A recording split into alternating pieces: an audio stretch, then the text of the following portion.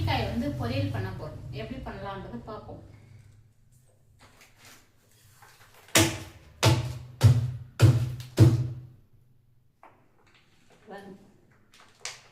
அத்திக்காய்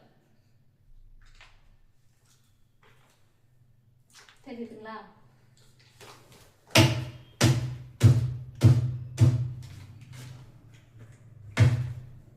இது மாதிரி நசுக்கிக்கணுமா? நசுக்கிக்கிட்டு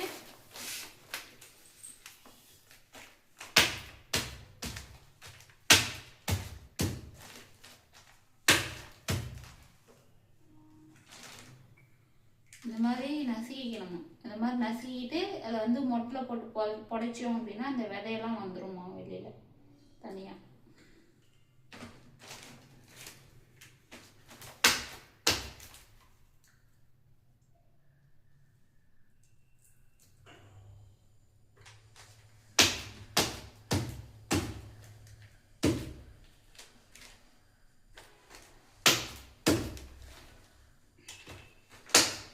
அத்திக்காய் வந்து அவ்வளோ நல்லதான்ப்பா உடம்புக்கு.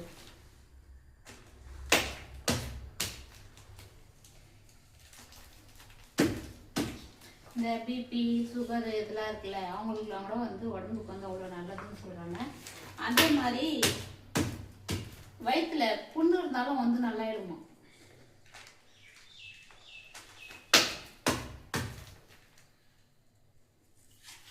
இவ்வளோ காய் இருக்கு.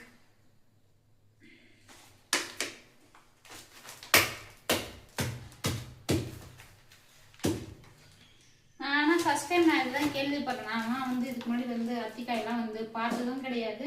ஆனால் அத்திக்காய் ஜூஸ், அத்திப்பழ ஜூஸ் வந்து கேள்விப்பட்டிருக்கேன். ஃபர்ஸ்ட் டைம் இப்போ நானே செய்ய போகிறேன்.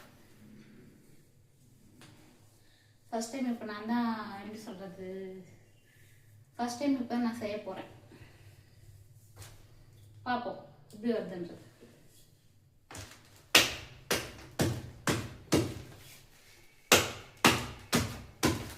நீங்க இந்த மாதிரி அத்திக்காயை வந்து பொரியல் பண்ணி சாப்பிட்டுருக்கீங்களா அப்படின்றத கமெண்ட் பண்ணுங்க.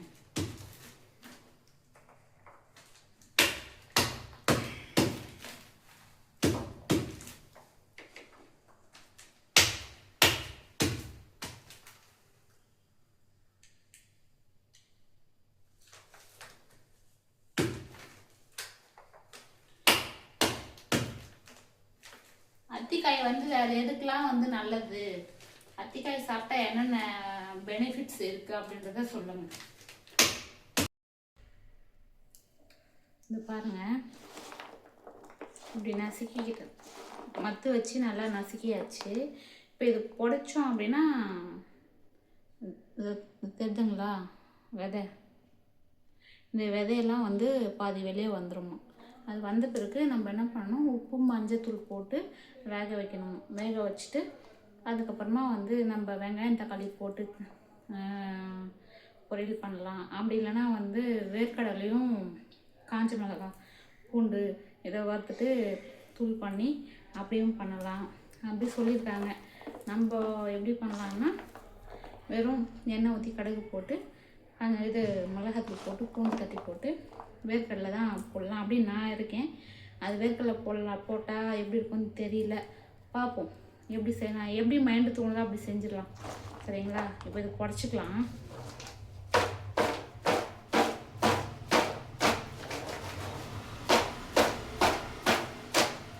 இந்த பாருங்க, இந்த ஓரத்தில் தெரியுதுங்களா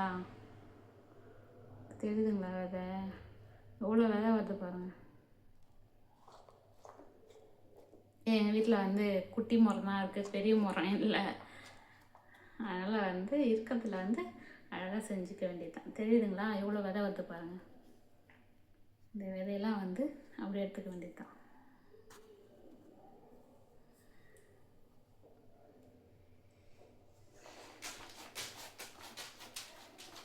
தட்டியாச்சு. மறுபடியும்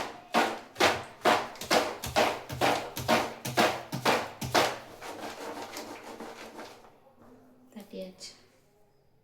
இந்த பாருங்க, இந்த கவரில் பாருங்க எவ்வளோ விதை வந்துருக்கு பாருங்க. தெரியுதுங்களா?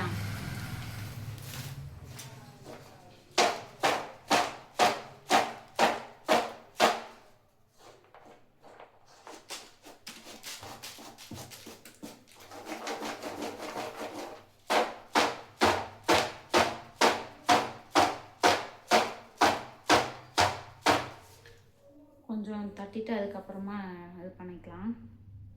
அப்படியே சளிச்சு வேண்டியது.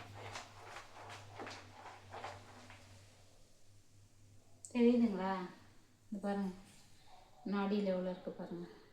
இது வரைக்கும் முன்னாடி தள்ளிட்டோம் அப்படின்னா கடைசியில் இருக்கிறது இந்த வேஸ்டேஜெல்லாம் கீழே போட்டுற வேண்டியது தான். இது வரைக்கும் தான் நம்ம வந்து பொரியலுக்கு போட போகிறோம். இந்த வேலையெல்லாம் வேஸ்ட்டாக எடுத்து போட்டுற வேண்டியது தான்.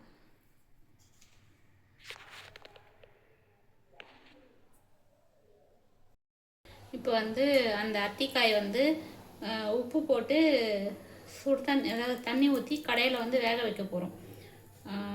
உப்பு மஞ்சத்தூள் போடலாம். ஓகேவா? உப்பு மஞ்சத்தூள் போட்டுக்கலாம். அதில்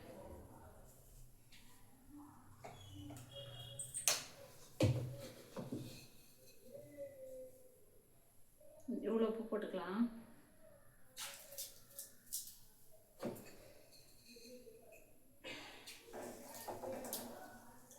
தண்ணி இப்போ தான் வச்சுருக்கேன், அதனால் கை தாராளமாக வைக்கலாம். அதில்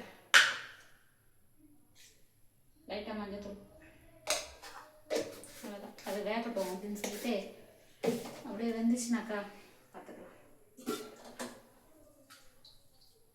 இது வந்து முருங்கைக்காய் சாம்பார். பார்க்க எங்கள் வீட்டில் பாத்திரம் தான் பெருசாக இருக்கும், குழம்புனா கம்மியாக தான் இருக்கும். ஏன்னா 2 பேர் தான் இருக்கிறது, நானும் பாப்பா மட்டும்தான்.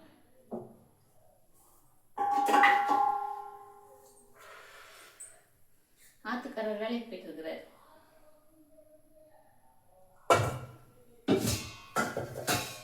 அப்படியே சாப்பாடும் செஞ்சிடுவோம். ஓகே,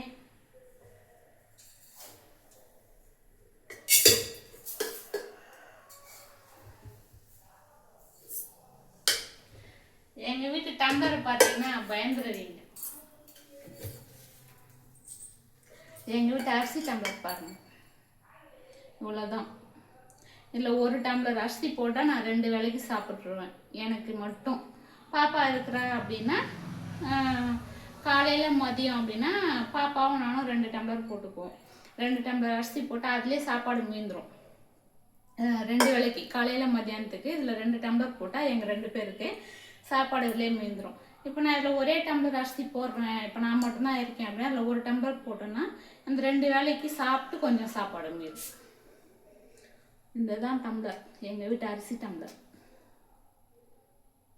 தெரியுதா? தெரியுதா?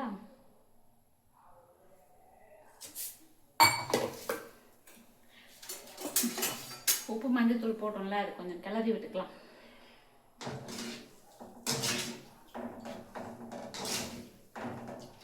ஏற்கனவே ஒரு நாள் செஞ்சோம், உப்பு கம்மியாக போயிடுச்சு, உப்பு பத்தலை. உப்பு கடை அரிசி கழுவிட்டு அந்த பக்கம் அப்படியே பற்ற வச்சிடுவோம். ஓகேவா? அரிசி கழுவி வச்சாச்சு ஒரு பக்கம், அது ஒரு பக்கம் வெந்துக்கிட்டே இருக்கும். என்னது இது?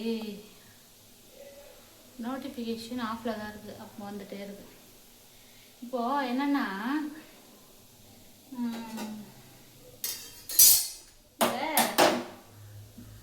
யூடியூப்ல லைவ்ல வராங்க, அதாவது அவங்க வந்து நல்லவங்களா கெட்டவங்களான்றது வந்து நமக்கு வந்து தெரியாது. அந்த வார்த்தைகள் தான், அந்த யூடியூப்ல வந்த வார்த்தைகள் தான் வந்து நமக்கு வந்து அவங்கள வந்து நல்லவங்களா காமிக்கிறது, அவங்க பேசுகிற விதம் தான். அப்படி இருக்கும்போது என்ன பூண்டு உரிச்சுக்கிட்டே பேசுவோம்.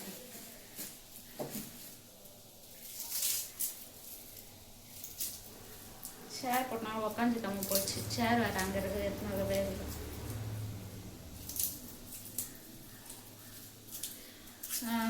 ஒரு சிலர் நண்பர்கள் வந்து என்ன சொல்கிறாங்க அப்படின்னா, நான் வந்து உங்களை பார்க்குறேன், நீங்கள் வந்து உடம்பு சரியில்லாமல் இருக்கீங்க, நான் வந்து உங்களை பார்க்குறேன் அப்படின்னு சொல்லிட்டு சொல்கிறீங்க. நீங்கள் வந்து நல்ல விதத்தில் தான் சொல்கிறீங்க, இல்லைன்னு சொல்லலை.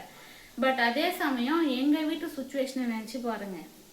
இப்போது யாருன்னே தெரியாமல் வெறும் அந்த வார்த்தைகள் வரைக்கும் இருக்குது. நீங்கள் நல்லா இருக்கீங்களா? நான் நல்லா இருக்கேன். சாப்பிட்டீங்களா? நான் சாப்பிட்டேன். அப்படின்ற மாதிரி தான் வந்து நம்ம பேசுவோம் இல்லையா? அப்படி இருக்கும்போது நான் என்ன சொல்ல வரேன் அப்படின்னா, நீங்கள் வந்து நான் வந்து உங்ககிட்ட நான் லைவில் பேசுகிறேன் அப்படின்னா ஒரு லைவுக்கு 2 லைவுக்கு இல்லை, தொடர்ந்து வந்தீங்கன்னா தெரியும். பரவாயில்ல, இவங்க நல்லவங்க தான், இவங்க நல்ல விதமாக பேசுகிறாங்க செய்கிறாங்க அப்படின்னு. அப்படி இருக்கும்போது ஒரு நம்பிக்கை வரும். அப்போ தான் அறிமுகமாவாங்க, அப்போ தான் பேசுவாங்க. உடனே நம்பர் கேட்குறது, நம்பர் கொடுங்க நான் பேசுகிறேன் உங்ககிட்ட அப்படின்னு. அந்த இடத்துல கொஞ்சம் யோசிச்சு பாருங்களேன், அவங்களோட மனநிலைமை எப்படி இருக்கும்.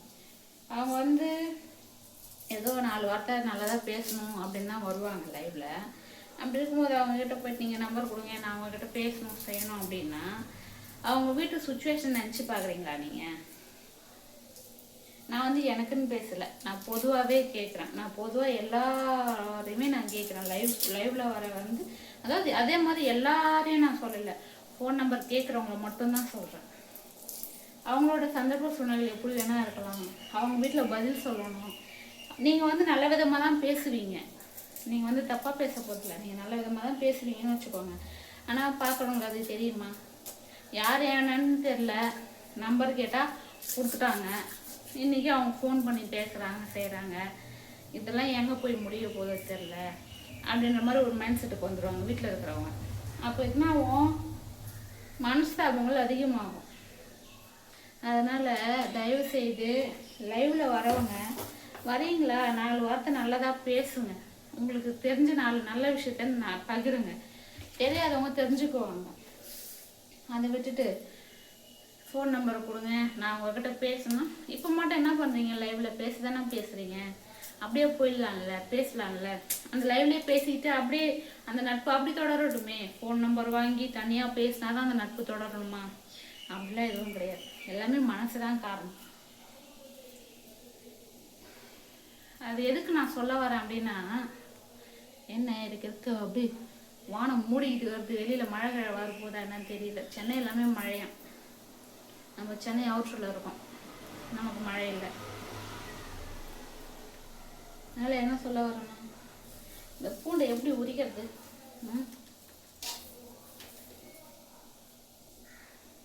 இந்த பாருங்க, குட்டி உண்டு இருக்குது. இந்த பூண்டை நான் உரிக்கணும், உரிச்சிட்டு பொரியல் பண்ணுவோம். ஒரு வழியாக பூண்டு உரிச்சாச்சு சரிங்களா. நசுக்கிக்கா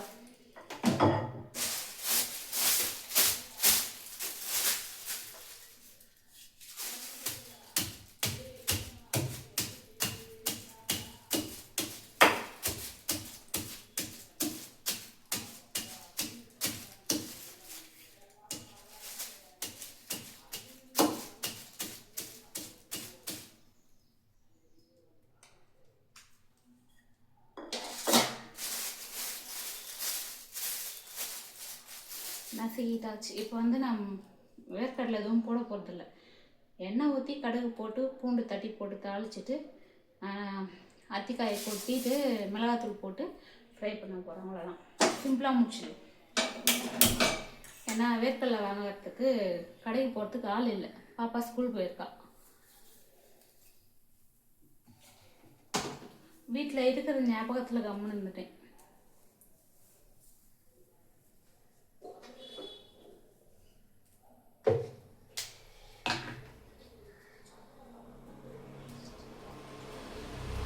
எண்ணெய் வந்து கம்மியாக தான் ஊற்றணும், அதிகமாக ஊற்றக்கூடாது. ஓகே,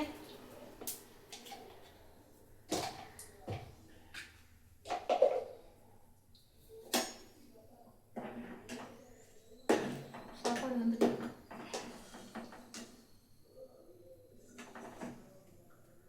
வேகணும், வேகலை.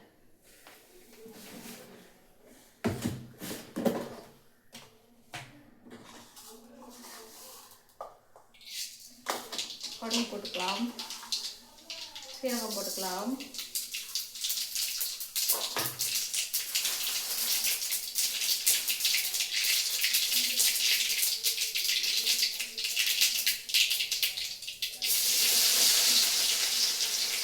பூண்டு போட்டுக்கலாம்.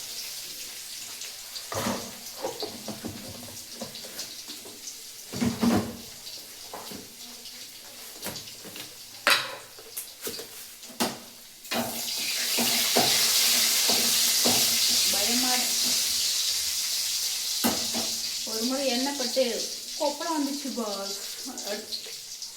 அது வந்து கொஞ்சம் தள்ளியே இருக்கு, நல்லா இருக்கும். கொஞ்சம் போட்டுக்கலாம்.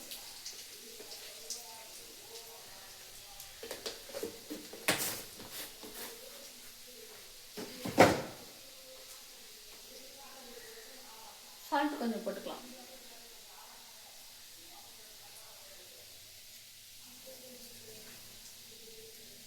ஓகே, போட்டாச்சு. இப்போ கிளறிக்கலாம். என்னடா இது ஜூஸ் வடிக்கிறதுக்கு காட்டான்னு பார்க்குறீங்களா? அத்திக்காயில் தான் வடிகட்டி வச்சுருக்கேன்.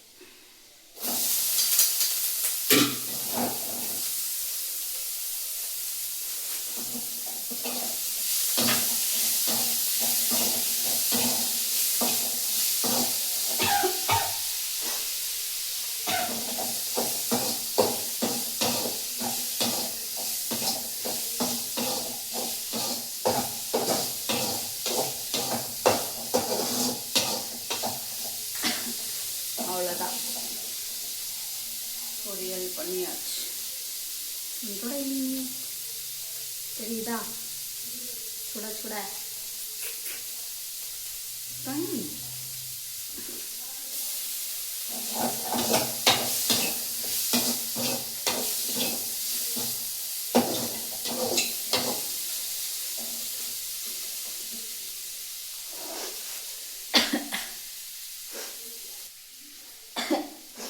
இப்போ கடைசியாக கருவேப்பிலை போட்டுக்கலாம்.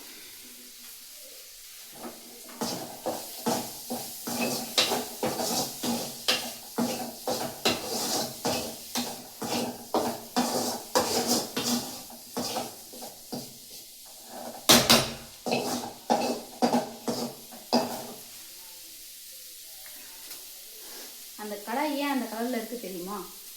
எங்கள் மாமியார் வீட்டு கடாய் அது. எங்கள் மாமியார் எனக்கு கொடுத்த கடாய். அவங்க வந்து அந்த காலத்தில் வந்து அடுப்பில் தான் சமைப்பாங்க. இப்போ கேஸில் சமைக்கிறாங்க. அது எங்கள் மாமியார் எனக்கு கொடுத்த கடாய், அதனால் அது அந்த கலரில் இருக்குது, அடுப்பில் வச்சதுனால. ஆஃப் பண்ணிடுவோம்.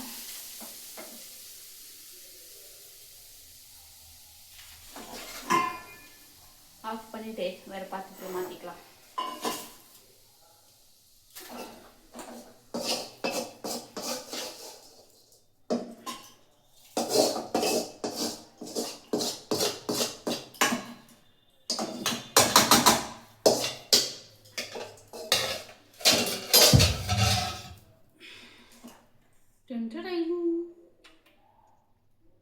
பொரியல் ரெடி.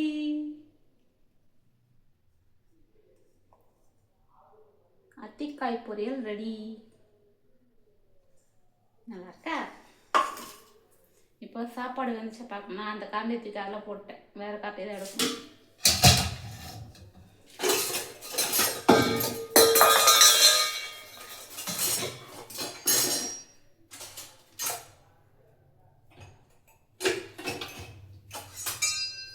அடிக்கடி உருட்டுற சத்தெல்லாம் கேட்கும், அதெல்லாம் கடுக்கக்கூடாது. ஓகே,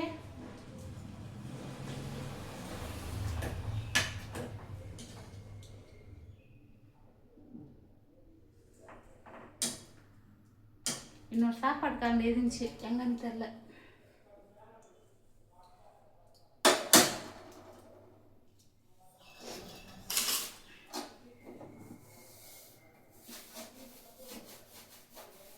எப்பவுமே சாப்பாடு செஞ்சால் கொஞ்சம் எக்ஸ்ட்ரா செஞ்சிடுறது. திடீர்னு யாராச்சும் சாப்பாட்டுக்கு வீட்டுக்கு விருந்தாளி வந்தாங்கன்னா அந்த டைமில் சாப்பாடு இல்லைன்னு சொல்லக்கூடாது இல்லை, அதனால்.